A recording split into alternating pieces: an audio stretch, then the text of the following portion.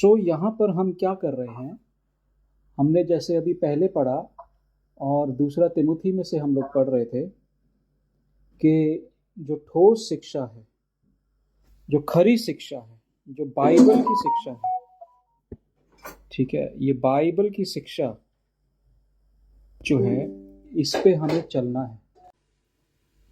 बहुत सारे लोग जो हैं शिक्षा से हट जाएंगे, भटक जाएंगे। वो अपनी कान की खुजली को मिटाने के लिए यत्न करेंगे कि भैया हमारे कान की खुजली मिट जाए, इतना ही काफ़ी है। हम जो सुनना चाहते हैं वही सुनाइए प्रभु के दास, ठीक है। वो प्रभु के दास के मुंह से वो नहीं सुनना चाहते जो ताड़ना है, जो ताड़ना का वचन है, शिक्षा का वचन है, अपने जीवन को सुधारने का वचन है, वो नहीं चाहिए।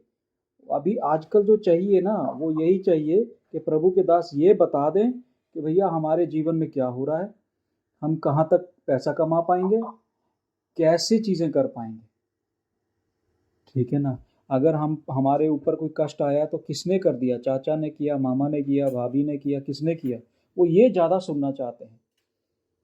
यानी आज के समय में बहुत सारे लोगों को ये हो गया है, ये अंत के दिनों की निशानी है, ये अंत के दिनों का चिन्ह है कि लोग ऐसा कर रहे हैं, समझे। तिमुथी क्या कह रहा था कि लोग अंत के दिनों में किस्से कहानियां सुनना चाहेंगे, वो ज्यादा बेहतर है। आज किस्से कहानी सुनाओ, आज उनको ये बताओ प्रभु यीशु मसीह आपको कितनी मछलियां दे देगा, कितनी रोटी दे देगा, वो सब बातें ठीक हैं, पर छुटकारा नहीं चाहिए किसी को ये नहीं चाहिए कि भाई हमारे जीवन में जो कमियां हैं, वो परमेश्वर जब कमियां निकालता है वचन में, जब कमियां पता लगती है, जब हम वचन पढ़ते हैं तो वचन जो है हमारी कमी पेशी को दिखाता है, हमारी कमजोरी को दिखाता है। अगर हम उसको हटाने का यत्न ना करें, और नम्र होने के लिए परमेश्वर का वचन कहता है, यदि हम नम्र नहीं होते हैं मोनू, तो क्या होता है, नम्रता से हम दूर हो जाते, फिर घमंड आने लगता है, समझे। फिर क्या आने लगता है, घमंड आने लगता है, और लोग घमंडी होना शुरू हो जाते हैं। और जब लोग घमंडी हो जाते हैं तब क्या होता है, वो प्रभु से दूर हो जाते हैं। आमीन। सो इसलिए हम लोगों को क्या करना है, परमेश्वर की ठोस शिक्षा में चलना है। यदि ठोस शिक्षा में नहीं चलेंगे तो हम भटक जाएंगे और अपनी मन की इच्छा में, अपनी अभिलाषाओं में, अपनी योजनाओं में हम चलने लगेंगे। मन की अभिलाषाएं, मन की इच्छाएं, मन की बातें पूरी करने के लिए, जो मैं चाहता हूं वो मुझे मिल जाए, जो मैं सुनना चाहता हूं वो मैं सुनूं, मेरे को ये ऐसी चीज़ें नहीं सुननी है जो वचन के अंदर बता रहे। जैसे अभी हम तीतुस की किताब में पढ़ रहे हैं, तो तीतुस क्या कह रहा है कि पढ़िए, दूसरी आयत को पढ़िए, सॉरी पहली आयत को पढ़िए, 2 की पहली आयत को। पर तू ऐसी बातें कह कर जो खरे उपदेश के योग्य हैं। हाँ, ऐसी बातें कह जो खरे उपदेश के योग्य हैं, अर्थात बूढ़े पुरुष सचेत और गंभीर और संयमी हो, और उनका विश्वास और प्रेम और धीरज पक्का हो। आमीन। तो उनका क्या चीज पक्का होना है, विश्वास, हाँ, संयम, हाँ, मतलब गंभीरता से उसको लेना है। हर एक अपनी जिंदगी में हर एक चीज को गंभीरता से लेना है, क्योंकि प्रभु का वचन बताता है और कि ये मौका हमें बार बार नहीं मिलेगा। अगर आज किसी को छुटकारे का मौका मिल रहा है तो उसको छुटकारा लेना चाहिए, क्योंकि पता नहीं उसके बाद कब मौका मिलेगा। शैतान तुम्हें उलझा देगा इतना कि तुम छुटकारे की ओर जा नहीं पाओगे, है ना। बहुत सारे लोग सोचते हैं हम तो ठीक है, हमारे अंदर कोई गड़बड़ नहीं है, पर जब प्रार्थना की जाती है तब उनके अंदर से दुष्ट आत्माएं प्रकट होने लगती है। तो इसका मतलब क्या है? अंधकार छिपा बैठा है। अंधकार कभी भी प्रकट नहीं होता है, क्योंकि वो चाहता ही नहीं कि वो प्रकट हो। वो गुप्त रहना चाहता है। अंधकार कहाँ रहना चाहता है? गुप्त रहना चाहता है। ठीक है, अब हम आगे जाएंगे। तो वो कहता है जो बूढ़ी औरतें हैं, जो बूढ़े मर्द हैं, औरतें हैं, जो कलीसिया में हैं, वो नौजवानों को शिक्षा देती रहे। आमीन। नौजवानों को क्या देती रहे?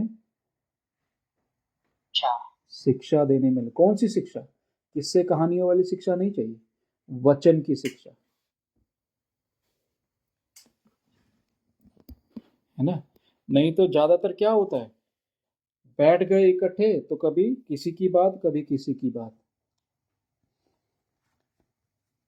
है ना। सो ऐसी बात नहीं। हमारा तीसरी बात में, तीसरी आयत पढ़ेंगे।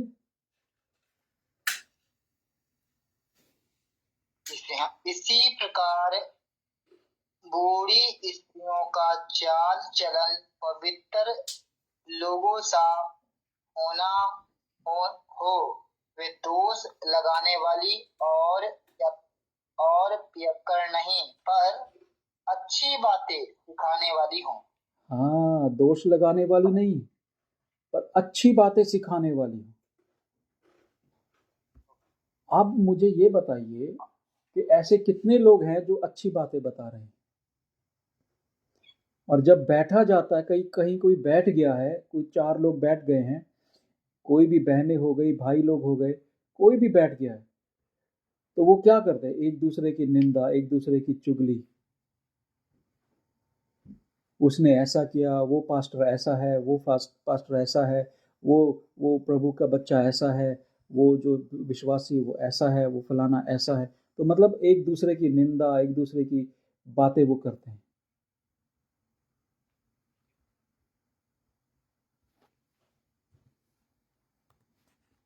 आमीन। सो क्या हो रहा है? क्या प्रभु का काम हो रहा है? क्या क्या जो हमारा शरीर है, हमारा जो मंदिर है, क्या वो शुद्ध है या अशुद्धता ही से भर रहा है?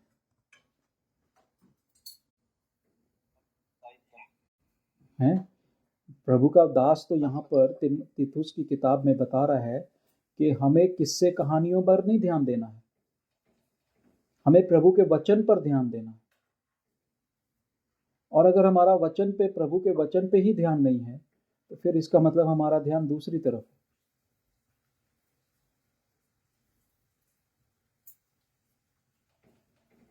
ठीक है ना। आगे पढ़े, उसको क्या कह रहा है? ताकि वे जवान स्त्रियों को चेतावनी देती रहें। हाँ, जवान स्त्रियों को चेतावनी देते रहें। ठीक है, कि कैसी चाल चलनी है। चेतावनी किस बात की? कि हमें प्रभु को भाने वाली चाल चलनी है। हमें ऐसी चाल नहीं चलनी जो प्रभु को नहीं भाती है।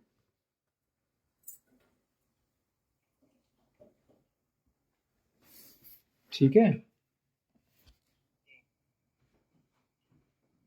पढ़िए आगे। अपने पतियों और बच्चों से प्रीति रखें। अपने पतियों से, अपने पति से और अपने बच्चों से क्या रखें? प्रीति रखें। हाँ, प्रीति यानी प्रेम रखें। ठीक है ना।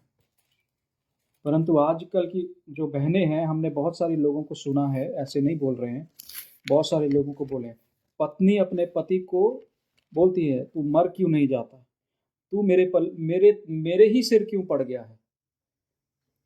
पति बोलते हैं अपनी पत्नियों को, अरे तुझसे बेहतर मुझे मिल रही थी। तो भैया, जब बेहतर मिल रही थी तो इसी के पल्ले क्यों आ गए हो? तुम उसी बेहतर को ले लेना था, है ना। फिर पति लोग, पत्नी लोग ऐसा बोलते हैं, फिर बच्चों को बोला जाता है कि तो हमने निकम्मी औलाद पैदा कर दी। जब हम किसी के जीवन में कोई शब्द बोलते हैं तो वो शब्द उनके जीवन में जुड़ जाता है और तब तक नहीं हटता है जब तक वो पूरा ना हो जाए, चाहे वो आशीष वचन है चाहे वो श्राप है।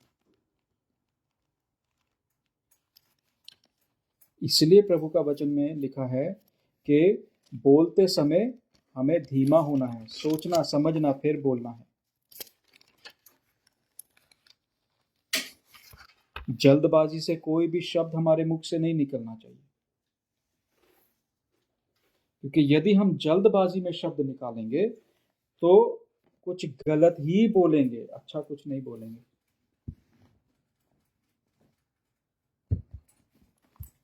क्या समझे? ठीक है ना? प्रभु का वचन हमसे साफ बात कर रहा है, और ये हमसे नहीं सबसे बात कर रहा है। हालेलुया। ये हम सबसे बात कर रहा है और यही बता रहा है कि हमारा जीवन, हमारा चाल चलन, हमारी भाषा, हमारी सोच कैसी होनी चाहिए।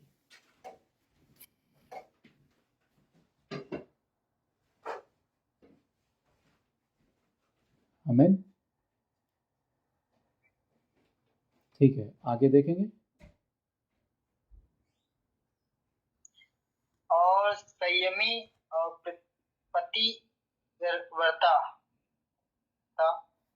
संयमी और पतिव्रता और घर का कारोबार करने वाली, भली और अपने अपने पति के अधीन रहने वाली हो। घर का कारोबार करने वाली। मोनू धीरे धीरे जाएंगे, ज्यादा तेज नहीं दौड़ना है, ठीक है, ताकि हम एक एक बात को समझें, ध्यान से समझें। दोबारा पढ़ो इसको। और संयमी पतिव्रता, हाँ, घर का कारोबार करने वाली, भली और अपने अपने पति के अधीन रहने वाली हो। हाँ, कैसी औरत होनी चाहिए? औरत का विवरण दे रहा है। संयमी होना है, यानी हमारी भावना। संयम क्या है? हमारी जो भावनाएं होती है ना, बहुत सारे लोगों की भावनाएं उनको चलाती हैं, उनकी इच्छाएं उन्हें चलाती है। हम आज ये कर ले, हम अमीर बन जाएं, अब हम ये पैसा कमा ले, अब हम बहुत सारा पैसा कमा ले, अब हम बाहर जाएं, बाहर से नया कपड़ा ले आएं, कई सब चीज़। बहुत सारी औरतें ऐसी, उनका ध्यान शॉपिंग में रहता है, तो उनके अंदर संयम नहीं है। और भी कई बातों में संयम आ जाता है, विचारों में संयम नहीं है, ठीक है। सो परमेश्वर का वचन क्या कह रहा है? वो कैसी होनी चाहिए? स्वभाव में संयम होना चाहिए। फिर आगे क्या कहता है? पति के अधीन होना चाहिए। ये नहीं पति को ही हर टाइम डंडा मारने वाली, शिक्षा देने वाली, नहीं। पति गलत हो सकता है, पत्नी भी गलत हो सकती है। एक दूसरे को संभालें, एक दूसरे को शिक्षा दें, एक दूसरे को सही करें, वचन के द्वारा करें। पर पत्नी पति के ऊपर हुक्म ना चलाने वाली हो, क्योंकि परमेश्वर ने पति को सिर ठहराया है। अगर पत्नी पति की आज्ञा में नहीं है, उसके अधीन नहीं है, उसके खिलाफ चलती है, तो वो पत्नी अधीन नहीं है।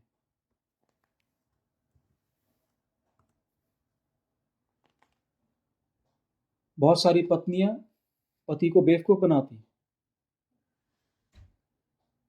बताती नहीं है उनके जीवन में क्या चल रहा है। पति तो चला गया बाहर कमाई करने के लिए, पर वो क्या कर रही है पीछे से, वो नहीं बताती।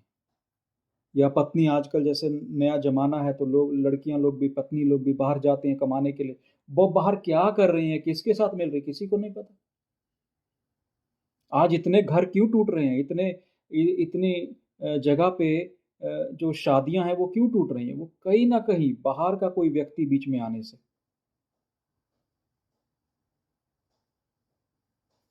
ठीक है, तो संयम नहीं है, कई चीजों में संयम नहीं है। फिर आगे अधीनता नहीं है। फिर वो क्या कहता है? अधीनता के बाद क्या बात बोली वो? घर का कारोबार करने वाली। हाँ, घर का जिम्मेदारी समझने वाली। हमने अपने घर को संभालना, हमने परिवार को संभालना, वो जिम्मेदारी आपकी है। पत्नी की, पत्नी घर देखती है, पति बाहर सारा इंतजाम देखता है। आमीन। तो हर एक को परमेश्वर ने उसके अनुसार कार्य दिया हुआ है, तो वो कैसे कैसे कार्य करते हैं वो परमेश्वर का वचन में आज हम पढ़ रहे हैं। आगे पढ़िए। अपने अपने पति के अधीन रहने वाली हो, ताकि परमेश्वर के वचन की निंदा ना होने पाए। हाँ, जो पत्नियां अपने पति के अधीन नहीं रहती हैं, मुंह जवाबी करती हैं, लड़ाई झगड़ा करती हैं, हर बात के ऊपर तू मैं करती हैं, वो क्या है? परमेश्वर के वचन को पूरा नहीं करती हैं।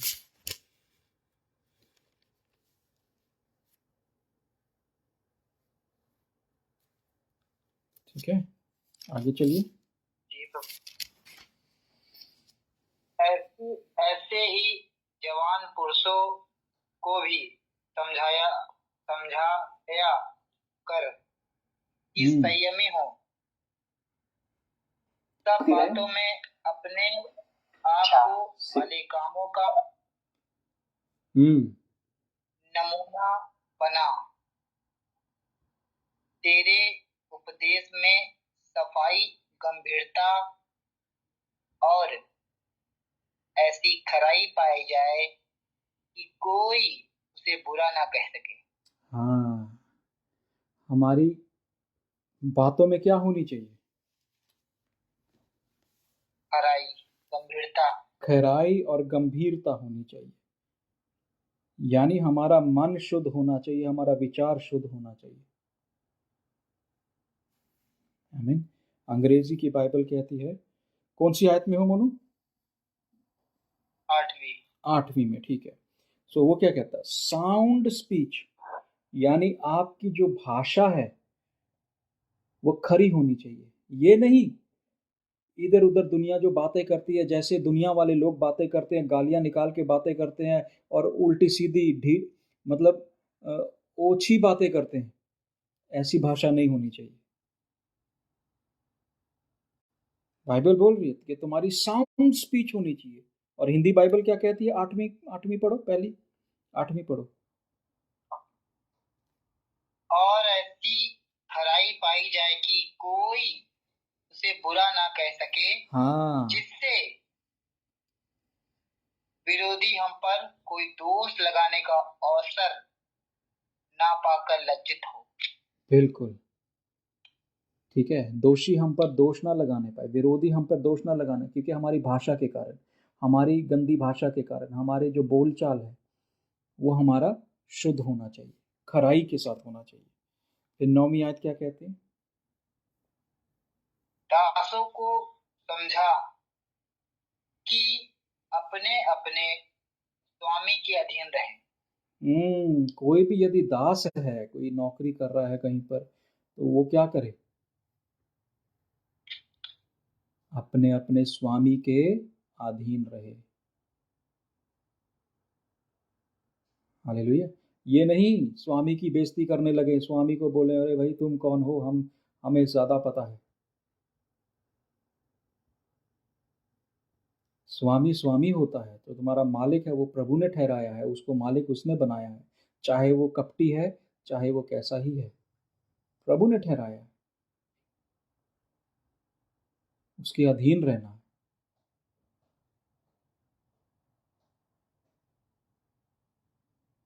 आमीन। ये नहीं कि हम मालिक की भी बेइज्जती करने लगे, मालिक को ही नीचा दिखाने लगे। फिर आगे 11 में जाएंगे, सॉरी 10 में आ जाओ। चोरी चालाकी ना करे, पर सब प्रकार से पूरे विश्वासी निकले, कि वे सब बातों में हमारे उद्धारकर्ता परमेश्वर के उपदेश की शोभा बढ़ाएं। हम जो भी काम करते हैं इस दुनिया के अंदर, इस दुनिया में आते जाते बाहर जहां भी हम घूमते फिरते हैं, हमें ये ध्यान रखना है कि हमारे कुछ भी करने से या तो प्रभु की महिमा होगी या प्रभु का नाम नीचा हो जाएगा।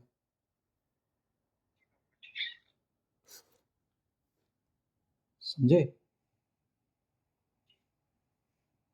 हमारा कुछ भी व्यवहार रहेगा इस दुनिया के अंदर, वो व्यवहार ही बताएगा कि हम प्रभु के साथ हैं या प्रभु के खिलाफ चल रहे हैं।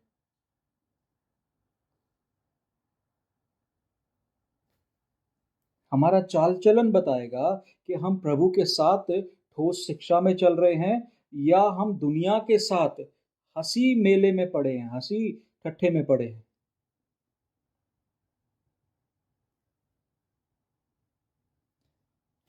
अगर हम रोमियो 2 और उसकी 8 आयत को देखिए, रोमियो 2 की 8 देख लेंगे तो उसमें हमें क्या बताता है परमेश्वर।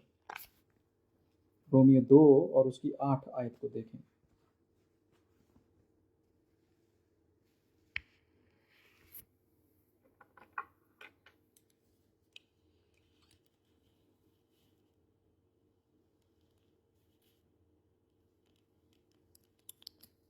हमें आज्ञाकारी होना है।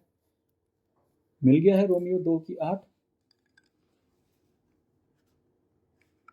तो ये हमारे पास जो अंग्रेजी की बाइबल है वो क्या कह रही है? अंग्रेजी की बाइबल रोमियो 2 की 8 क्या कहती है? But to those who are self seeking, यानी अपना ही लाभ सोचने वाले लोग। पढ़िए हिंदी में क्या कह रही है प्रॉफिट जी। रोमियो 2 की 8। हेलो, रोमियो 2 की 8। प्रॉफिट जी आवाज आ रही मेरी? आपकी आवाज आ रही है, मेरी आ रही नहीं? प्रॉफिट जी आ रही। प्रॉफिट जी वो मनीषा नहीं है? हाँ हेलो, बोलो वो मनु। अभी फोन किया उसने। हाँ, उसने फोन किया कि उसकी बेटी के पेट में दर्द हो रही है। कोई बात नहीं, अभी पहले आप बाद में उसको बोलना, प्रार्थना करेंगे उसके लिए, चिंता मत करो, कुछ नहीं होगा, ठीक है। सो अभी हम लोग क्या देख रहे हैं? रोमियो 2 की 8। प्रॉफिट जी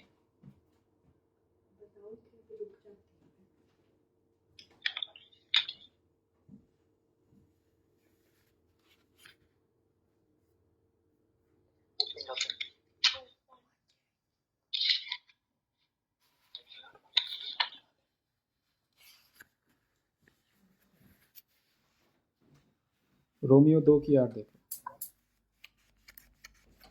पर जो विवादी हैं और सत्य को नहीं मानते। जो विवादी, यहाँ पर बोला है, आपके पास बोल रहा है जो विवादी हैं, यानी विवाद करने वाले।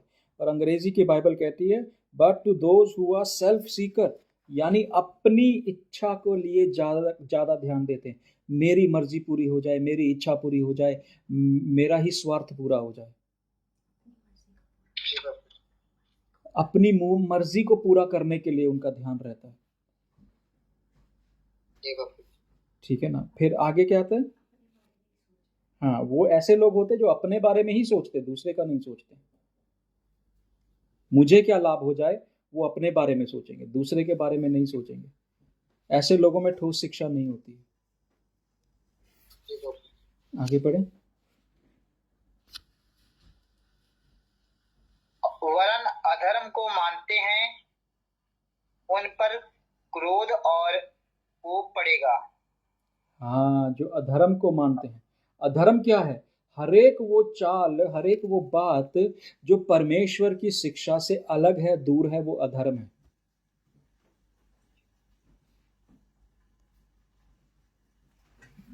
ठीक है, 8वीं आयत को पूरा पढ़ दो। पर जो विवादी हैं और सत्य को नहीं मानते वरन अधर्म को मानते हैं, उन पर क्रोध और कोप पड़ेगा। और क्लेश और संकट हर एक मनुष्य के प्राण पर जो बुरा करता है आएगा। जो भी इंसान है यदि बुरा करेगा तो उसके ऊपर कलेश आएगा। बाइबल साफ कह रही है। इसलिए हमारी चाल खरी होनी चाहिए, पवित्र चाल होनी चाहिए। हमारी भाषा भी पवित्र होनी चाहिए। हमारी भाषा में दुनिया की तरह छल कपट नहीं होना चाहिए, गाली गलौज नहीं होना चाहिए। बहुत सारे प्रभु के दासों को सुना है गाली देते समय, और उनके लिए वो साधारण है, क्योंकि दुनिया में वो ऐसे ही बात करते हैं। वो भूल जाते हैं कि आप एक प्रभु के दास हैं, हम प्रभु के लोग हैं, हमारा चरित्र हमारे पिता के समान होना है। क्या प्रभु यीशु मसीह गाली के बदले गाली देता था? बाइबल में तो नहीं लिखा है।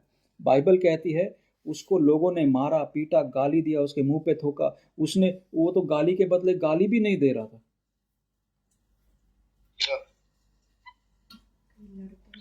ठीक है ना? तो कई प्रभु के दास लोग ऐसे ही लड़ाके भी बहुत हैं, अपनी बीवियों को भी मारते हैं, पीटते हैं अच्छे से। ऐसे ही कुछ विश्वासी लोग हैं।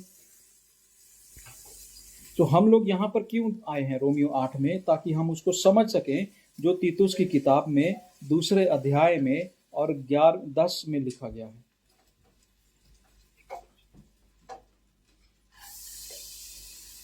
ठीक है, हम तीतुस में आ जाएंगे दोबारा से। तीतुस 2 अध्याय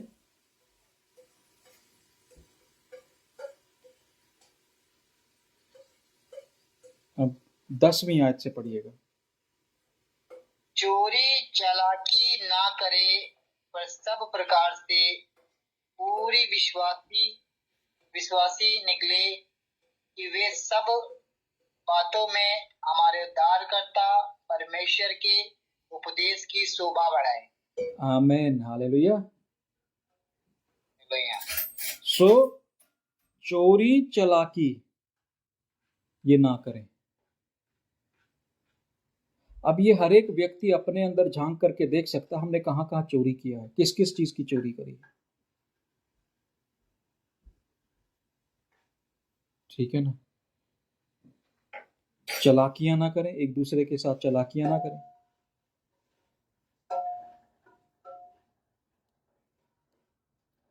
ठीक है, फिर परमेश्वर के में वफादार रहना है, भरोसे लायक रहना है।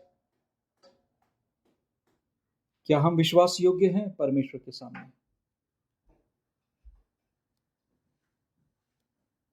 अभी तो ये समझने वाली बात है। बहुत सारे लोग ये कहते, हमने सुना है कि प्रभु ने हमारे लिए जान दे दी, अब हमें चिंता करने की जरूरत नहीं है। चिंता करनी है, क्योंकि उसने हमारे लिए जान दी है, लहू बहाया है, ताकि हम उसके जैसी खरी चालें चल सकें। उसने हमें क्यों बचाया? हमें लहू देकर के, बलिदान होकर के क्यों बचाया है? वो इसलिए बचाया है ताकि हम उसके जैसे, उसके स्वरूप में, उसके रूप में वापस आ जाएं। क्योंकि परमेश्वर कहता है तुम धरती के नमक हो, और नमक यदि अपना स्वाद खो दे। आज प्रभु की कलीसिया के ऊपर इतना सताव क्यों है? आज लोग क्यों मसीह लोगों को पसंद नहीं करते हैं? क्यों? क्योंकि वो अपना नमक खो चुके हैं, अपना नमक का स्वाद खो चुके हैं। उनकी जो स्वाद है, उनकी जो नमकीनता है, वो खो चुके हैं। आज लोगों का स्वाद खत्म हो गया है। इसलिए जो हम 11वीं आयत में अब हम जा रहे हैं, वहां पर देखिए प्रभु क्या बात करता है। 11 में जाएंगे जल्दी से। क्योंकि परमेश्वर का वह अनुग्रह प्रकट है। क्योंकि परमेश्वर का अनुग्रह तो प्रकट है। आज हम जीवित हैं, आज हमें दंड की आज्ञा नहीं है, आज हम बचा लिए गए हैं, क्योंकि उसके अनुग्रह के कारण है। उसके अनुग्रह के कारण हम बचा लिए गए। पर बहुत सारे लोग इस अनुग्रह का नाजायज फायदा उठाते हैं।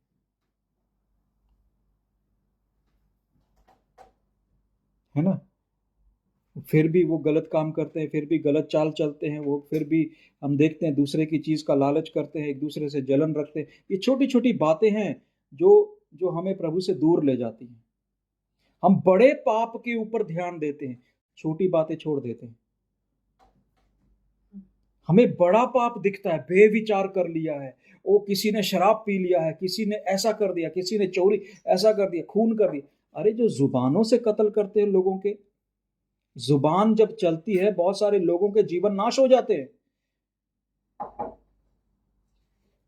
ये जुबान के कत्ल का क्या करेंगे? ये इसका हिसाब कहां देना है?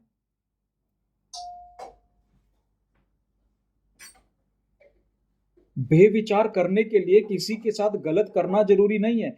परमेश्वर का वचन कहता है यदि तू किसी को गलत नजर से भी देखता है तो बेविचार हो गया है।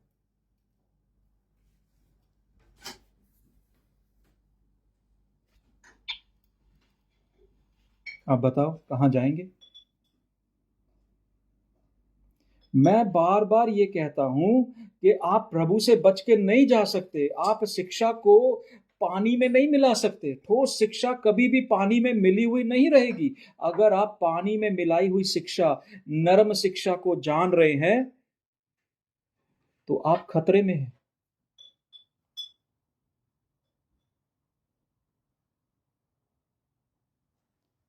हालेलुया। बाइबल ठोस शिक्षा की बात कर रही है, ठोस खुराक खाने की बात कर रही है। बहुत सारे लोग पैसे के पीछे, खाने के पीछे भाग रहे हैं। ठीक है, रोटी खाना है, पैसा कमाना है, सब कुछ ठीक है, परंतु क्या प्रभु की इच्छा के अनुसार कर रहे हैं?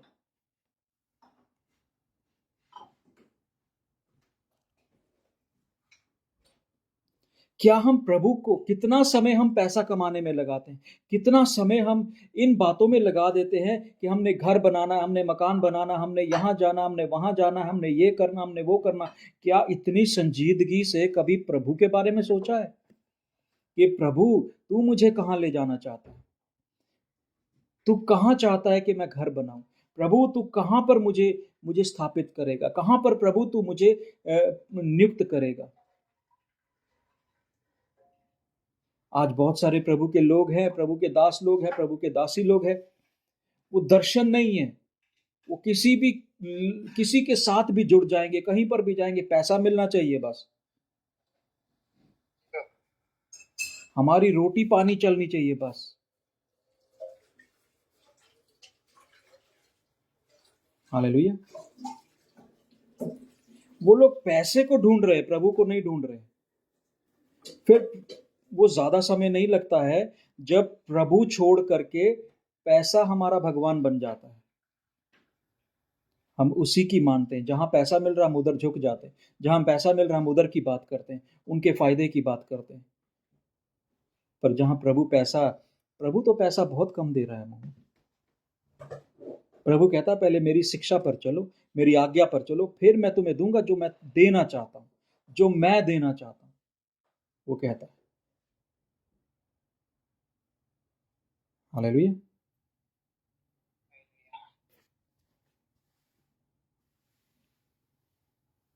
जब किसी के पास पैसा नहीं होता, घर नहीं होता, धन नहीं होता, दौलत नहीं होती, कुछ नहीं होता, रुतबा नहीं है, तो वो प्रभु के पास बैठा रहेगा। पर जैसे ही प्रभु देना शुरू करता है, वो प्रभु को छोड़ करके चला जाता है दुनिया में। तब शिक्षा भी गड़बड़ा जाती है, तब बाइबल की ठोस शिक्षा खत्म हो जाती है। आमीन। तब बहुत सारे प्रभु के लोग जो नम्र थे, प्रभु की दासियां जो नम्र थी, वो फिर घमंड में बात करने लगती, दूसरे को नीचा दिखाना शुरू करती। क्यों? पैसा आ गया। वो पैसा भगवान बन जाता है, वो भगवान उनके अंदर से बोलता है। जैसे भगवान उनके अंदर से बोलता है, वैसे हमारा परमेश्वर पवित्र आत्मा नम्रता से हमारे अंदर से बात करता है।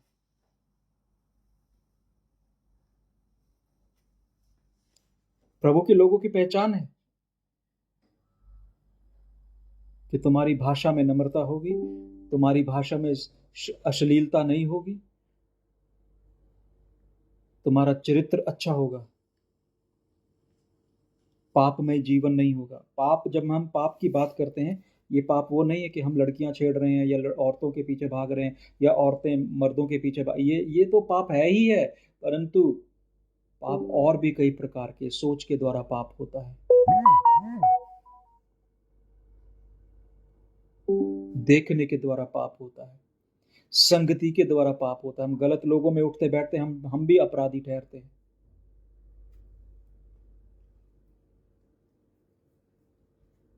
देखो, आप किसी के साथ बैठे हैं और आपको नहीं पता कि उसने कत्ल किया है, तो पुलिस आपको भी पकड़ेगी। क्यों? आप उसके साथ बैठे हो। ठीक है, अब हम आगे पढ़ेंगे, 11 से आगे जाएंगे 12 में। और हमें चेतावनी देता है कि हम सांसारिक अभिलाषाओं से मन फिराकर इस युग में संयम और धर्म और भक्ति से जीवन बिताए। हाँ, तो शिक्षा क्या है? हर एक उस बात का इनकार करना जो संसारिक है और प्रभु की ओर से नहीं है। हर एक उस बात का इनकार करना है।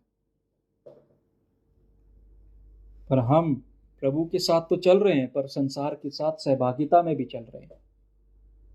छल, फरेब, धोखा, ये सब बातें, लालच, ईर्ष्या, जलन, सब में चल रहे हैं।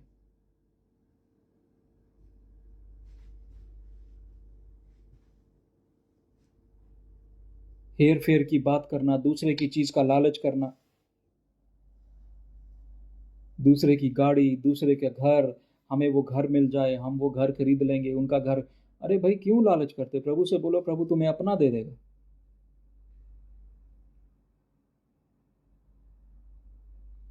दूसरे के पैसे का लालच,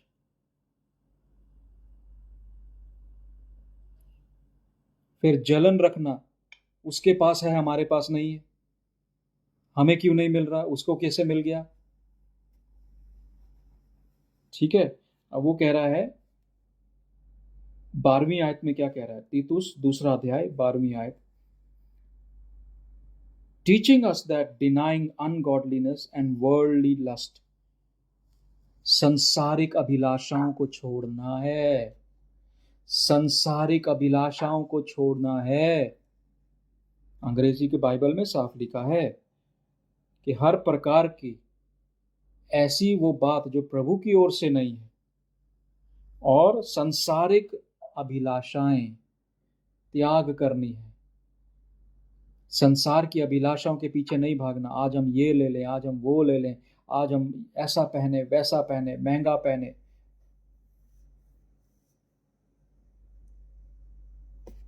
संसार की अभिलाषाएं जो हमें प्रभु से दूर ले जाती हैं। बल्कि आगे क्या कहता है मोनू?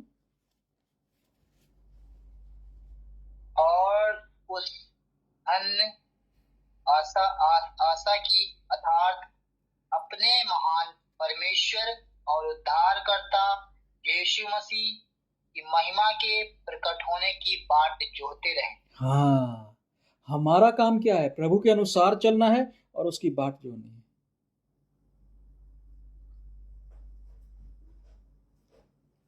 संसार की अभिलाषाएं, इधर उधर घूमना फिरना और ये सब बातें, हमें ये भी मिल जाए, हमें वो भी मिल जाए, हम यहाँ भी चले जाएं, वहाँ भी चले जाएं, हमारे पास बड़ी गाड़ी होनी चाहिए, बड़ा टेलीविजन होना चाहिए। ये अभिलाषाएं पाकर क्या करोगे? ये संसार की वस्तुएं। अभी अभी आप देखो वहां पर क्या हो रहा है, जोशी मठ में है, वहां पर क्या हो रहा है? पूरी जमीन धंस गई है। अब रो रहे हैं, चिल्ला रहे हैं, बड़े बड़े होटल खोले हुए हैं, महंगे महंगे होटल है, बड़े बड़े घर बना लिए, जमीन धंसना शुरू हो गई। अब सरकार बोल रही है निकलो यहां से। लालच बढ़ गया है लोगों के अंदर, घमंड बढ़ गया लोगों के अंदर, अब रो रहे हैं।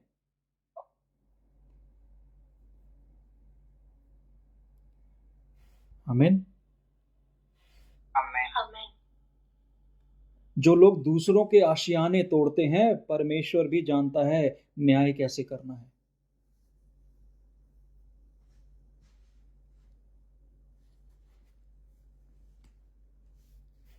हालेलुया। जब हम दूसरे के घर पे पत्थर मारेंगे भैया, एक ना एक दिन ऐसा आएगा जब परमेश्वर हमारा न्याय करेगा, हमारा भी सब कुछ ऐसे ही पथराव के साथ खत्म हो जाएगा। जब हम दूसरे पे दोष लगाएंगे तो हमारे ऊपर भी दोष आएगा। जिस माप से मापोगे उसी माप में तुम्हें भी मापा जाएगा। पर इंसान भूल जाता है कि परमेश्वर है जो मापता है। ये बात अलग है, कई बार देर हो जाती है और लोग सोचते हैं परमेश्वर है नहीं।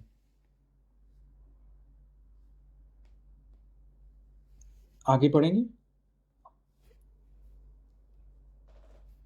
जिसने अपने आप को हमारे लिए दे दिया कि हमें हर प्रकार के अधर्म से छुड़ा ले और शुद्ध करके अपने लिए एक ऐसी जाति बना ले जो भले भले कामों में सरगर्म हो।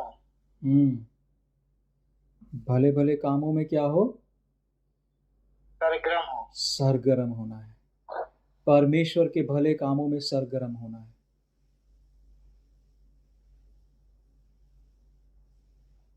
पर हम क्या देखते हैं, लोग किन कामों में सरगर्म है? खाने पीने में, पार्टी करने में, हर चीज में सरगर्म है।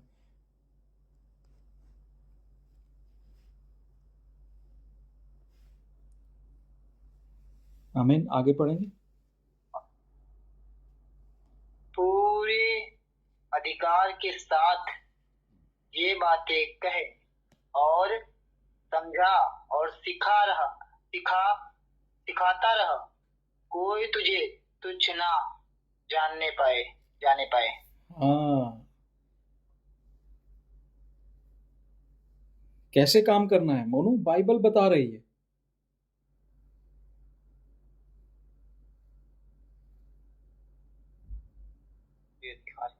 पूरे अधिकार के साथ सिखाना है वचन, ये नहीं नरमाई के साथ। नहीं उसको बुरा लग जाएगा। अरे बुरा लगता है, लगने दो। जब चोट लगती है ना तो दवाई लगाई जाती है, तो दवाई बहुत जलन करती है, तभी घाव ठीक होता है। अभी सेहत खराब हो जाए तो डॉक्टर आपको कड़वी दवाई देगा। क्यों देगा? ताकि वो अंदर का रोग खत्म हो जाए। परमेश्वर क्या कह रहा है? पूरी खराई के साथ और पूरे अधिकार के साथ वचन सुनाना है। आमीन। आमीन।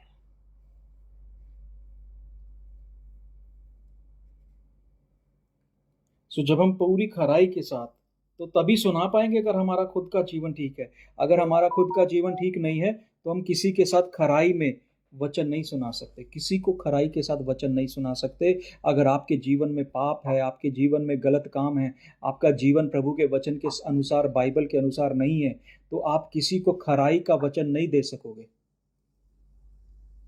मन फिराने के लिए तभी बोल सकोगे जब भी आपका मन फिरा लिया गया है। पश्चाताप के लिए तभी बोल पाओगे यदि आपने पश्चाताप कर लिया है। यदि आपके जीवन में पाप है, आपके जीवन में कमजोरी है, तो आप कैसे दूसरे को बोल दोगे भैया शराब पीना छोड़ दो? मर जाओगे एक दिन।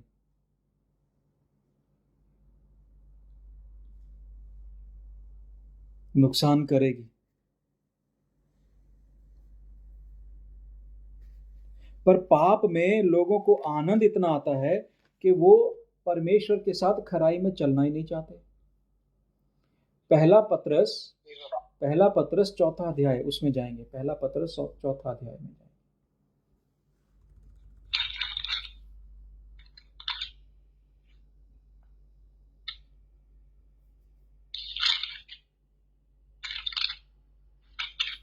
एक से 11 तक पढ़ेंगे। पहला पत्रस चौथा अध्याय 1 से 11 तक पढ़ेंगे।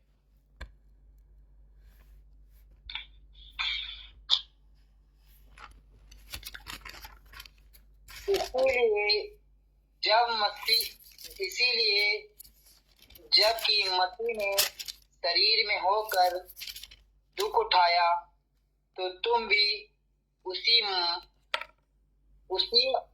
मनसा को हथियार के समान धारण करो। उसी मनसा को हथियार की तरह क्या करो? धारण कर लो। दुख उठाना हमारा हथियार है।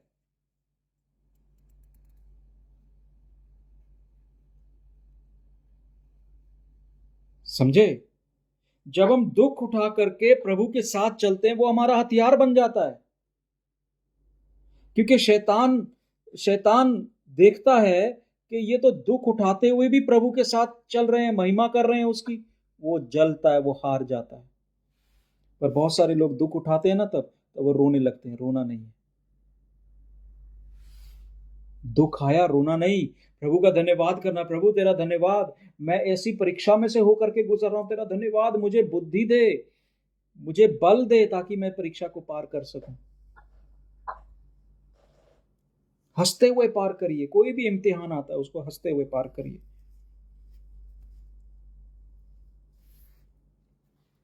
आमीन। आगे दूसरी आयत पढ़ो। शरीर में दुख उठाया वह पाप से उठ गया, ताकि भविष्य में अपना शेष शारीरिक जीवन मनुष्यों की अभिलाषाओं के अनुसार नहीं वरन परमेश्वर की इच्छा के अनुसार व्यतीत करे। हालेलुया। मनुष्य की अभिलाषाओं के लिए नहीं पर परमेश्वर की इच्छा के लिए जिए। किस बात के अभिलाषी हो, किस बात के लिए?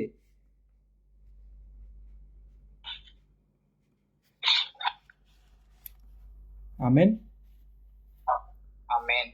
बहुत सारे लोग कहते हैं हम तो बहुत भले भले काम करते हैं, हम तो दशमांश देते हैं, हम तो ये करते, गरीबों को रोटी खिलाते, सब कुछ करते, फिर भी दुख हमारे ऊपर। प्रभु हमारी परीक्षा क्यों ले रहा है?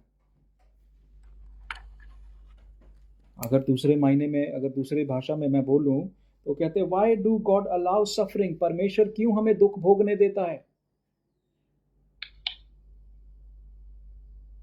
वो देख रहा है दुख में से हम क्यों गुजरते हैं, गहरे जल में से होकर क्यों गुजरना है, पहाड़ों को क्यों पार करना है। परमेश्वर हमें देख रहा है कि हम उस समय जब हमें तैयार किया जाए, ये दुख क्या है? ये तैयारी का समय है। जब दुख आता है वो हमें तैयार कर रहा है, किसी ना किसी क्षेत्र में तैयार कर रहा है। हो सकता है आपको आज्ञाकारिता में तैयार कर रहा है, क्योंकि दुख उठाते समय बहुत सारे लोग आज्ञाकारिता को छोड़ देते हैं, आज्ञाकारी नहीं रहते हैं। बहुत सारे लोग अपना धैर्य छोड़ देते हैं दुख उठाते समय, आपा खो देते हैं। बहुत सारे लोगों में घमंड आ जाता है। बहुत सारे लोग अपना रास्ता चुन लेते हैं जब दुख में से गुजरते हैं।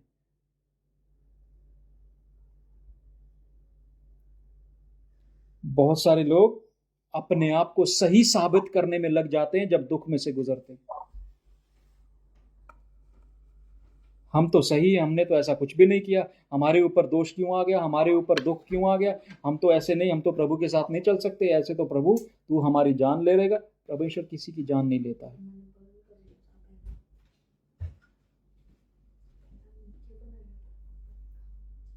हालेलुया। आगे पढ़िए।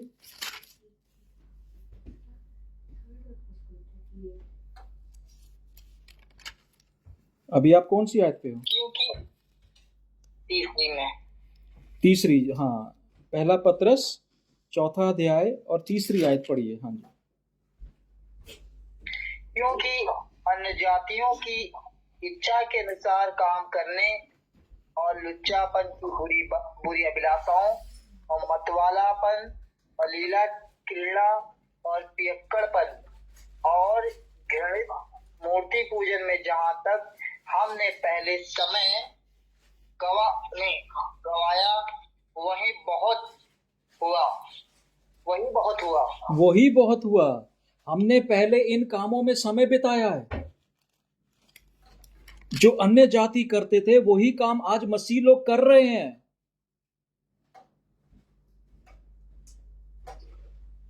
हालेलुया। प्रभु कह रहा है ये काम नहीं करना, लीला क्रीड़ा, इधर उधर की बातें, लुच्चपन, शराबियों के साथ उठना बैठना, बेविचारियों के साथ उठना बैठना। परमेश्वर साफ कह रहा है।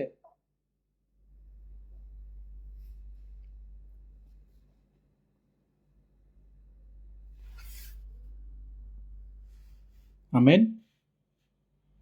आमीन।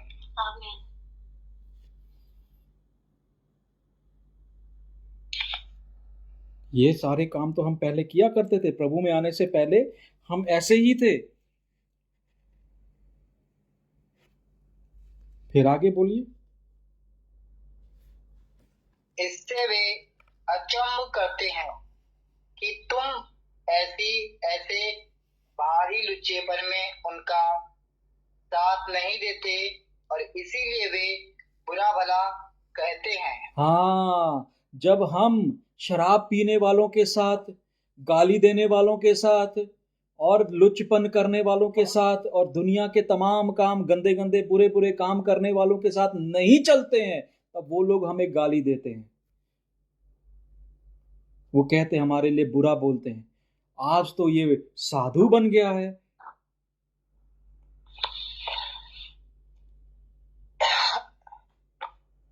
हालेलुया। आगे पढ़िए।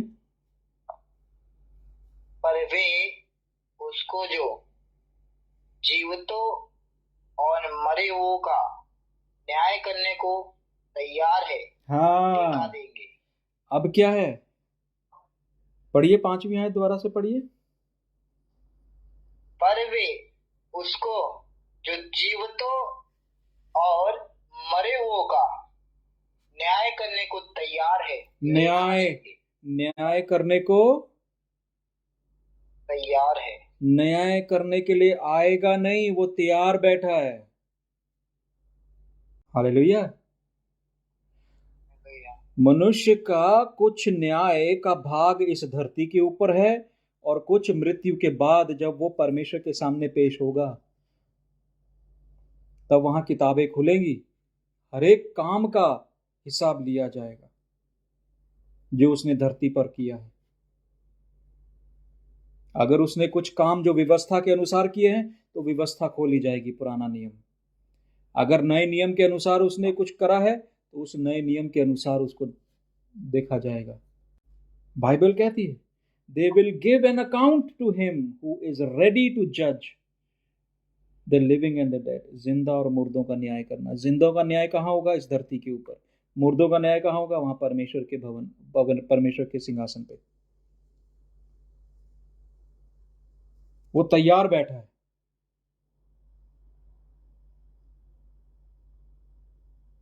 हालेलुया। 6वीं आयत को पढ़िए आप।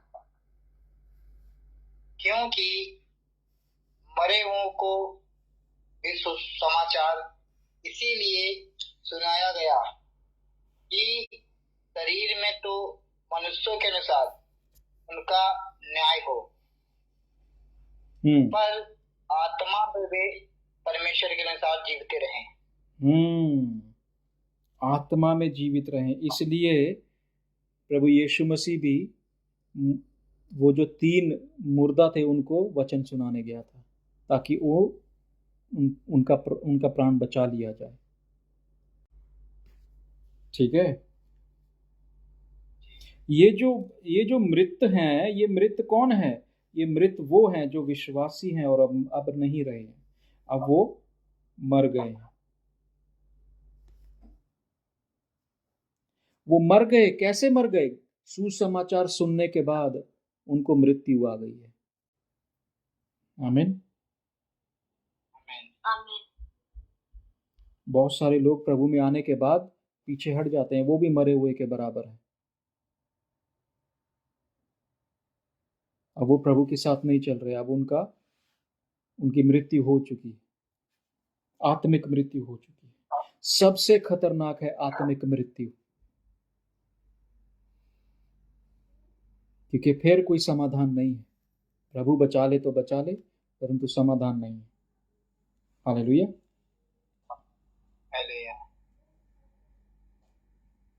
हाँ, पढ़िए आगे। सब बातों का अंत तुरंत होने वाला है, इसीलिए संयमी होकर प्रार्थना के लिए सचेत रहो। सब बातों का क्या होने वाला है? अंत होने वाला है, इसलिए प्रार्थना के लिए सचेत रहो। प्रार्थना मत छोड़ो, वचन मत छोड़ो, प्रार्थना में लौलीन रहो, क्योंकि सब बातों का अंत होने वाला है। वो न्याय करने के लिए तैयार बैठा है, बोलता है।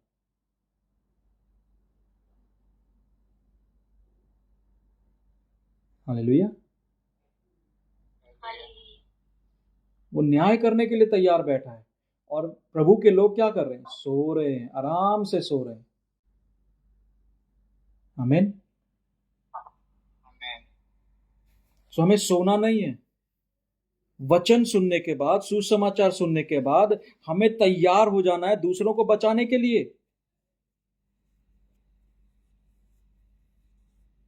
खुद ही बचना काफी नहीं है, दूसरों को भी बचाना होगा। और ठोस और खरी बात बोलनी पड़ेगी, चाहे किसी को कड़वा घूंट लगे, चाहे किसी को मीठा लगे, पर हमने खरी बात बोलनी है। डूबते हुए को ये नहीं कह सकते भैया चिंता ना कर बच जाएगा। डूबते हुए को कूद करके पानी में बचाना पड़ेगा, पर आपको तैरना आता होगा तब। आमीन। आमीन। प्रभु का वचन क्या कह रहा है यहाँ पर? प्रभु का वचन, हाँ पढ़िए आगे, कौन सी आयत में आगे? 9 में कि 8 में? 8 8 में आ गए, ठीक है, 8 को पढ़ेंगे। सब में श्रेष्ठ बात यह है कि एक दूसरे से अधिक प्रेम रखो। सबसे श्रेष्ठ बात यह है कि सबसे अधिक प्रेम रखो। प्रेम रखने का मतलब ये नहीं कि तुम उनकी गलतियों में सहभागी करोगे। प्रेम रखने का मतलब ये नहीं अगर तुम्हारा भाई गलत चाल चल रहा है तो तुम उसको कुछ नहीं कहोगे। प्रेम रखने का मतलब ये नहीं कि आप उसको पाप करने दोगे, गलत चाल चलने दोगे। अगर आपको किसी से प्रेम है और वो अपनी जान लेना चाहता है तो आप बैठ करके देखोगे? नहीं, आप उसकी जान बचाने की कोशिश करोगे, क्योंकि ये जीवन दोबारा नहीं मिलेगा। इसलिए अपनी, आज हम जो शिक्षा के बारे में जान रहे हैं, ठोस शिक्षा, हमारा चाल चलन कैसे, हमारी भाषा कैसी है, वो हमें जानना है, उस पे ध्यान देना है। हमारा चरित्र कैसा है, क्या प्रभु के जैसा है, या हम, जैसा कि हमने बाइबल में अभी पढ़ा, या अपनी अभिलाषाओं के अनुसार जी रहे हैं। हमारी इच्छा कैसे पूरी हो जाए। हम इच्छा पूरी करने के लिए इधर उधर भटक रहे हैं, ढूंढ रहे हैं कहां से इच्छा हमारी पूरी होगी। हम ये भी चाहते हैं, हम वो भी चाहते हैं, हम ऐसा भी चाहते हैं, पर प्रभु क्या चाहता है? प्रभु कहता है कि कुछ दिन गुफाओं में जाकर के रहो, कुछ दिन जंगल में जाकर के रहो, तो वहां नहीं जाएंगे, क्योंकि हमें शहर छोड़ना पड़ेगा।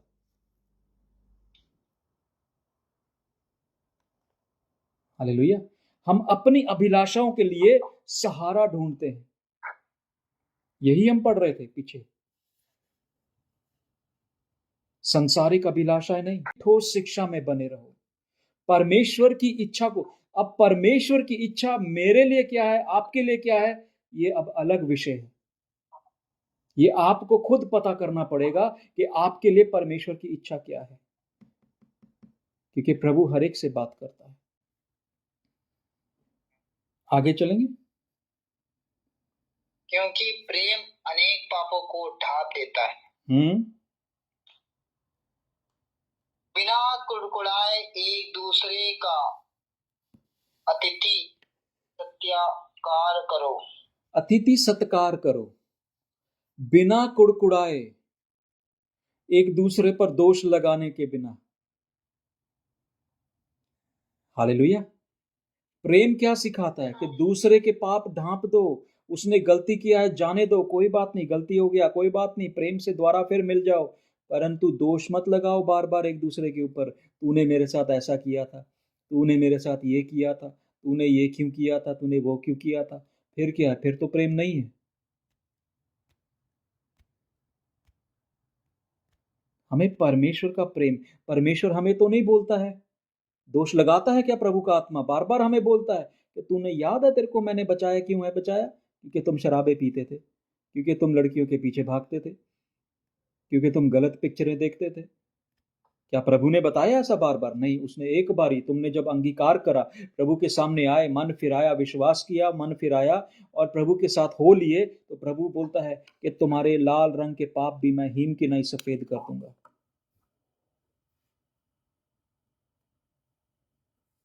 हमारे पापों को उसने हमसे इतना दूर कर दिया है कि अब वो देखना क्या, बात भी करना पसंद नहीं करता, पर हम बार बार एक दूसरे के पाप स्मरण करते हैं।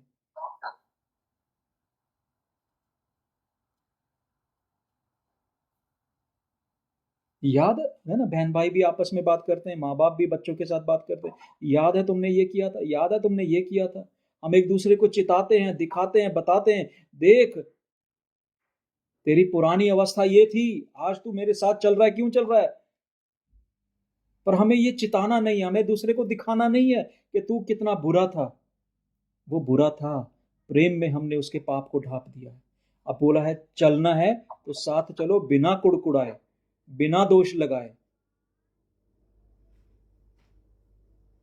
बुरे तो हम सभी हैं, हम सब परमेश्वर की महिमा से रहित हुए हुए लोग हैं, परंतु उसके अनुग्रह को जब हम समझेंगे तो हम दूसरे पर दोष नहीं लगाएंगे, उसके पाप, उसकी गलतियों को क्षमा कर देंगे, भूल जाएंगे। हर एक इंसान कमजोर है, जो माँ के गर्भ से निकलता है ना इंसान, वो कमजोर है, चाहे वो लड़का है, लड़की है, कुछ भी है। आगे पढ़े।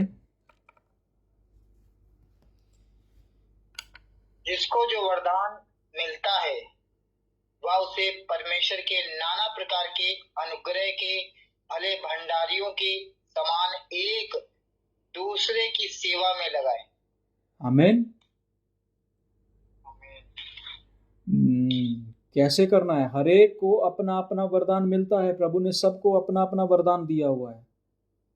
किसी को सेवा का वरदान दिया है, किसी को चर्च में झाड़ू लगाने का वरदान दिया है, किसी को किसी तरीके का वरदान है।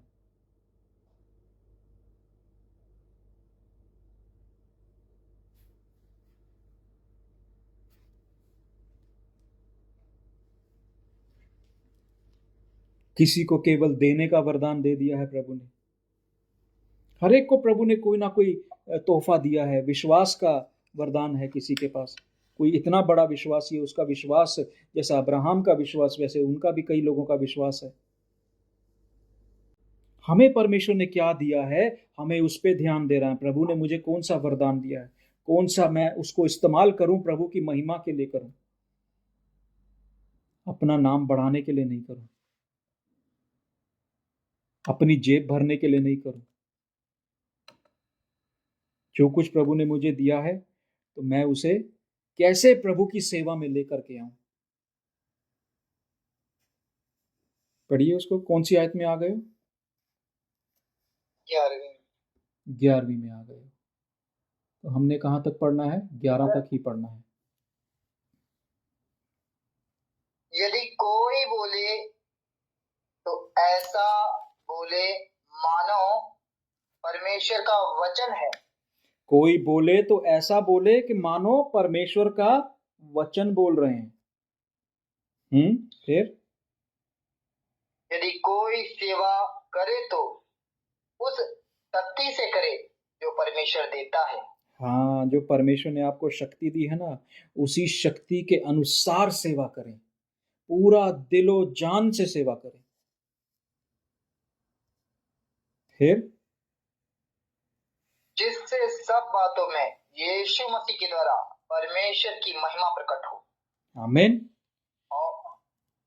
आमीन। महिमा और साम्राज्य युगो युगान उसी का है। क्योंकि महिमा, राज्य युगान युग उसी का है। आपका और मेरा कुछ नहीं है इस धरती के ऊपर। बना बना के महल अपने नाम की रजिस्ट्रियां करा ली हैं, ये सब यहीं रह जाएगा। भूचाल आएगा, जलजला आएगा, वो सब टूट जाएगा, खड्डे में चला जाएगा, सरकार तोड़ देगी, आग में भस्म हो जाएगा, सब कुछ खत्म हो जाएगा। क्या करोगे? ओ ऊंचे ऊंचे महल चुबारे यहीं रह जाएंगे मोनू।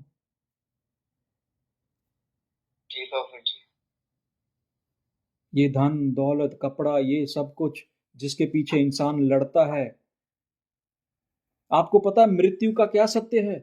जब इंसान मर जाता है, तुम्हारे खुद के अपने ही तुम्हें त्याग देते हैं। उस समय निकालो, जल्दी जल्दी निकालो, शमशान में ले जाओ।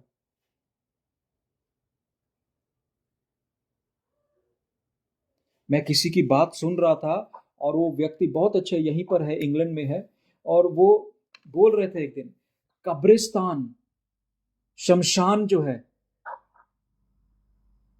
बड़े बड़ा बड़ा ही अमीर स्थान है ये, बड़ा ही जैसे बोलते हैं ना, it is a rich place, बहुत अमीर लोगों के स्थान है ये। क्यों? बहुत सारे लोग अपने सपने लेकर के यहीं मर गए हैं। कितनों के सपने पूरी नहीं हुए और वो दफन पड़े हैं। बड़ा पैसा लगता है कब्रिस्तान में, आपकी जीवन की पूंजी लग जाती कब्रिस्तान में। दो बड़ी बातें हैं, जन्म और मृत्यु, ये दोनों अवसर पर पैसा बहुत लगता है। एक में खुशी होती है जब जन्म होता है, जब मृत्यु होती है दुख होता है, पर पैसा भी बहुत लगता है। पर वहां पर बहुत सारे लोग जिनके सपने पूरे नहीं हुए, जिन्होंने वो काम नहीं करे, कितने लोग हैं जो बिना वचन सुनाए चले गए, जिनके जीवन बच गए, जो प्रभु में आए और उन्होंने एक भी आत्मा, एक भी रूह नहीं बचाई है प्रभु के राज्य के लिए, और वो आज वो मरे हैं। कितने लोग ऐसे हैं प्रभु में आ गए, एक दिन भी प्रभु का धन्यवाद नहीं करा, बल्कि कुड़कुड़ाते रहे, पर आज वो कब्र में पड़े हैं। बाइबल कहती है मरी जुबानें क्या परमेश्वर का धन्यवाद करेंगी? कितने लोग हैं जो प्रभु में आने के बाद, मसीह को जानने के बाद अपना जीवन सही रीति से नहीं जिए हैं, फिर भी आज वो कब्र में पड़े हैं। कोई उनको देखने नहीं आता है, कोई उनको, एक बारी तुम उस स्थान पर चले जाओ, कोई मिलने नहीं आता दोबारा, क्योंकि जिंदाओं को मुर्दों के साथ क्या लेना देना है। जब तुम पैदा होते हो ना, दुनिया के सब लोग तुम्हें मिलने आते हैं, बहन भाई सब तुम्हें गोद में उठाते, खिलाते हैं, सब कुछ करते हैं, तुम्हारे लिए तोहफे लेकर के आते हैं। पर एक समय ऐसा आता है वो तोहफे बंद हो जाते हैं, फिर तुम कुछ समय अपना अकेला जीवन व्यतीत करते हो।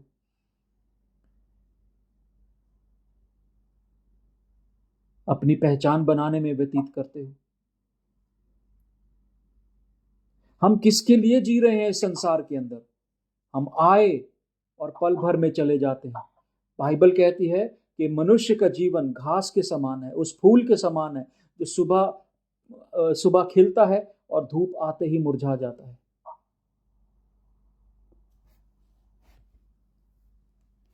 उस घास के समान है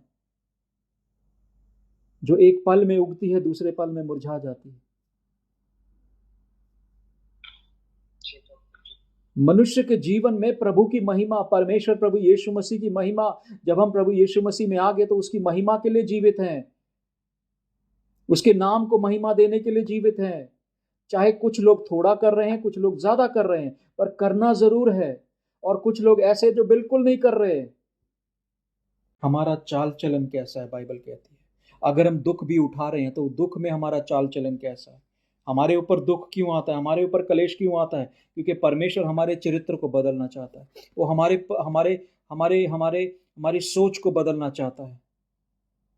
मसीह के साथ दुख उठाते हुए चलना, उसकी सलीब को उठा लेना। उसने बोला अपनी सलीब को उठाओ और मेरे पीछे हो लो। वो ये वायदा नहीं करता परमेश्वर, मेरे पीछे आओगे तो आपको गुलाबों से भरी सेज मिलेगी। वो कहता है मेरे पीछे आना है तो सलीब उठाना है, दुख में चलना है और सकड़े मार्ग पर चलना होगा। आज लोग सकड़े मार्ग पर नहीं चलना चाहते, आज लोग ठोस शिक्षा पर नहीं चलना चाहते, आज लोग अपने मन की इच्छा की शिक्षा के अनुसार, बाइबल में अभी हमने पढ़ा कि वो अपनी कान की खुजली को मिटाने के लिए प्रचारकों को ढूंढते हैं जो हमारा फायदा कर दे, हमें कहीं से लाभ मिल जाए। वो ढूंढते रहते दिन रात, उनकी उनकी लोगों की खोज यही है कि हमें कोई ऐसा व्यक्ति मिल जाए जो हमें धन दे, हमें सब बातों में सपोर्ट करे, सब बातों में पैसा दे, परंतु वो ठोस शिक्षा में नहीं चल रहे हैं। बाइबल साफ बात कर रही है। आमीन। बाइबल कहती है जांचो कैसी चालें चलते हो। अब जांचना भी अलग अलग प्रकार के, कोई अपने हिसाब से जांचता, परंतु परमेश्वर की आंखों से कोई नहीं जांचता है। परमेश्वर से बोलो प्रभु मुझे अपनी आंखें दे और मुझे अपनी आंखों से जांच, परख और देख क्या मैं खरी चाल चलता हूँ, क्या मैं तुझे मन भाने वाली तेरे मन भाने वाली चाल चलता हूं। हम कैसी चालें चलते हैं? इंसान कैसी चालें चलता है? दूसरे को भाने, दूसरे को पसंद आनी चाहिए। हम बहुत धर्मी दिखने चाहिए, हम बहुत पवित्र दिखने चाहिए। पवित्रता ये दिखाने की चीज नहीं है, और पवित्र कोई भी नहीं हो सकता, धर्मी कोई भी नहीं हो सकता अपने आप से, तो बिल्कुल नहीं। ये तो बनाने वाला जब तक तुम्हें धर्मी ना बनाए, परमेश्वर कहता है उसके जैसा धर्मी कोई नहीं है, परमेश्वर के जैसा धर्मी कोई नहीं है, उसके जैसा पवित्र कोई नहीं है। तो वो बना सकता है हमें, यदि हम उसके अनुकूल, उसके अनुसार हम जीवन जिएंगे। हमारा जीवन उसके लिए है, हमारा जीवन हमारे लिए नहीं है, हमारा जीवन हमारे बहन भाइयों के लिए नहीं है। मैं, पौलुस कहता है, मैं यीशु का क्या हूं? बंदी हूं, मैं उसके बंधन में बंध गया हूं। पौलुस जैसा तो विद्वान कहीं नहीं था, उसको व्यवस्था की सारी बातें पता थी, पढ़ा लिखा इंसान था, रुतबे वाला इंसान था। दमस्कस जाते समय प्रभु ने उसकी सारी बातें बदल दी। अंधा हो गया 3 दिन के लिए, और जब 3 दिन के बाद आंखें खुल गई, तब उसको पता लगा दुनिया दूसरी तरफ भी है। दुनिया ये नहीं है जो दिखती है, ये तो छल है, धोखा है, ये पल भर का धोखा है। इसमें बहुत सारे लोग डूब गए, खत्म हो गए, नाश हो गए, कब्रों में पड़े हैं, अब दोबारा उसको सही नहीं कर सकते। आज हमसे, आज हम बैठ करके सोचें कि पिछले साल हमसे ये गलती हुई थी, ये गलती हुई थी, क्योंकि सबको पता है उन्होंने क्या गलतियां करी। आप सोच के देखो, क्या पिछले साल में जा करके आप उसको ठीक कर सकते हो? नहीं कर सकते। समा दौड़ रहा है, वक्त दौड़ रहा है, एक दिन हम खत्म हो जाएंगे, हम चले जाएंगे, इस दुनिया में नामो निशान नहीं होगा, परंतु परमेश्वर हमें जानेगा। फिर हमें पता लगेगा कि हमने सच्ची चाल चली कि नहीं चली, हमने खराई की चाल चली कि नहीं। क्योंकि अब वो हमने पढ़ा कि वो जिंदा और मुर्दों का न्याय करने वाला आ गया है, वो बैठा है, तैयार खड़ा है। उसमें साफ लिखा है तीतुस की किताब में।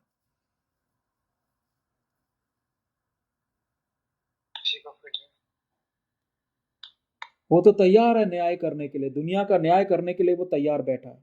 जिंदाओं का भी कर रहा है, मुर्दों का भी कर रहा है। हमारी आंखें नहीं है जो हम देख सकें उसके न्याय को।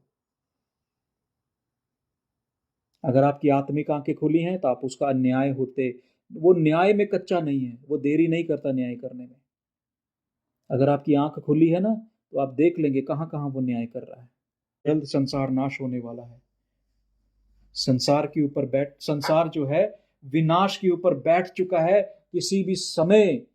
आज भी लोग अंधों की माने चल रहे हैं, उनको लगता है ये किस्सा है, कहानी है, बाइबल की बातें सच नहीं है, इसलिए वो यकीन नहीं करते कि प्रभु आने वाला है।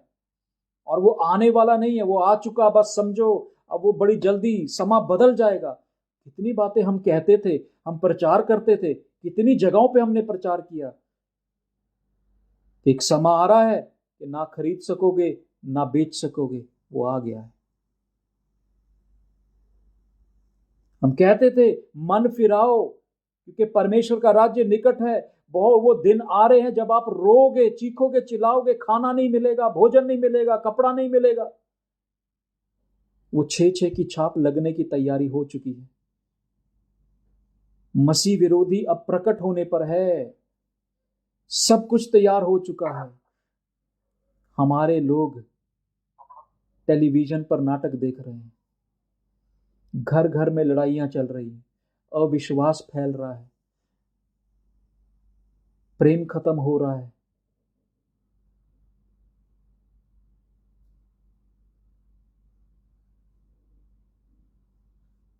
हालेलुया।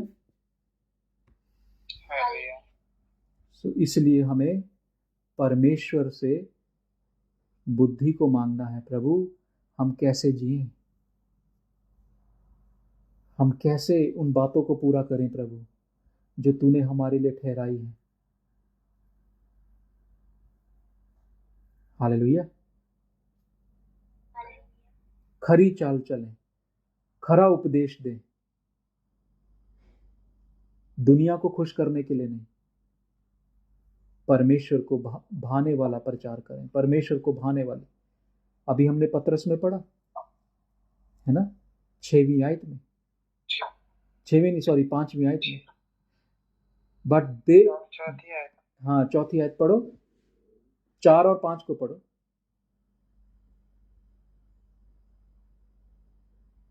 इससे वे अचंभ करते हैं कि तुम ऐसी भारी लुच्चेपन में उनका साथ नहीं देते और इसीलिए वे बुरे भला कहते हैं। वे उसको जो जीवितों और मरुओं का न्याय करने को तैयार है देखा देंगे। वो न्याय करने को तैयार है जीवितों का और मुर्दों का।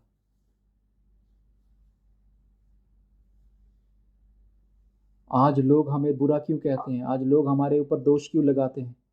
क्योंकि हम उनके साथ बैठ करके लुचपन की बातें नहीं करते, शराबें नहीं पीते हैं उनके साथ।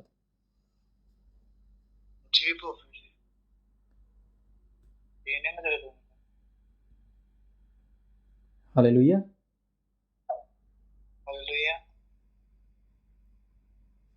सो बी ये सोबर माइंडेड, अपने अंदर अनुशासन को लेकर के आए, अपने अंदर संयम को लेकर के आए। प्रभु से बोलें, प्रभु आत्मा के जो फल हैं वो हमारे अंदर आने के लिए प्रभु हम प्रार्थना करते हैं। आए हम प्रार्थना करेंगे। स्वर्गीय महान प्रभु पिता परमेश्वर, हम धन्यवाद के साथ आते, खुदावंत तूने हमें आज ये वचन दिया पिता परमेश्वर, पवित्र आत्मा की सहायता से आज हमने बहुत कुछ जाना कि हमारा चाल चलन कैसे होना है, हम कैसे ठोस शिक्षा में बने रहें पिता परमेश्वर। हम प्रभु की शिक्षा में, वाणी में और संदेश सुनाने में कैसे हम पूरे अधिकार के साथ वचन का प्रचार करें। हालेलुया। प्रभु तेरा हम धन्यवाद देते हैं कि तूने हमें प्रभु लुचपन से और शराबी और कबाबी और हर एक दुनिया की झूठी चालों से हमें बचा करके रखा है, अलग रखा है। हम दुख उठाते हुए तेरे साथ चलते पिता परमेश्वर, इसी आशा और उम्मीद के साथ कि स्वर्ग राज में तेरे साथ प्रवेश करने पाएंगे। प्रभु हम तेरा धन्यवाद देते हैं, सारी महिमा आदर जलाल तुझे देते हैं। जिन्होंने ये वचन सुना और जितने लोगों ने इस वचन को ग्रहण किया, उन्हें आशीष देना पिता परमेश्वर। होने दे प्रभु तेरा अनुग्रह उनके ऊपर काफ़ी हो कि वो अपने चाल चलन को, अपनी सोच को, अपनी बातों को बदल सकें और तेरी आमद के लिए तैयार हो जाए, क्योंकि तू जल्द अब बादलों पर आने वाला है। महान स्वर्गदूत की ललकार के साथ, तुरी के उस शब्द के साथ तू अब आने वाला है। बहुत जल्द हम आसमानों पर उठा लिए जाएंगे प्रभु। ये संसार अपने दुखों में, अपने कलेशों में नाश होने वाला है पिता परमेश्वर। प्रभु बहुत सारे लोग हैं जो तुझ में आए और अंधे हो गए और अब मुर्दा जीवन जी रहे हैं पिता परमेश्वर। उन पर भी अपना अनुग्रह करना पिता परमेश्वर। हम सबको प्रभु अपने अनुग्रह के नीचे रखना, सद्बुद्धि देना पिता परमेश्वर, ज्ञान देना, आत्मा के, पवित्र आत्मा के अनुसार चलाना पिता परमेश्वर। हम अपनी इच्छाओं को, अभिलाषाओं को पूरा करने वाले लोग नहीं, बल्कि तेरी इच्छा और तेरी अभिलाषाओं को पूरा करने वाले, तेरी योजना पर चलने वाले लोग बने। समय कम है प्रभु, हमें अपने हाथों से पकड़कर अपने पवित्र आत्मा की अगुवाई में प्रभु तू हमें चला। सारी महिमा आदर जलाल तुझे देते, यीशु मसीह के नाम से, आमीन।